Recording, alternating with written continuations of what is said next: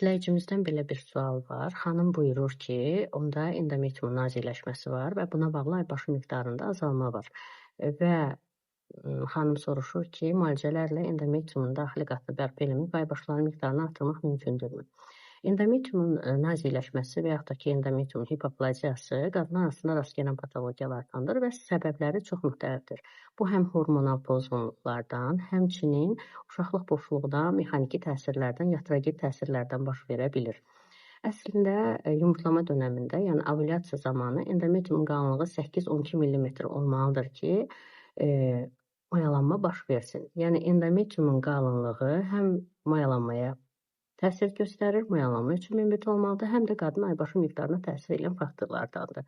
Və hansı səbəblərdən endometriumun naziləşməsi, hipoplaziyası baş verir?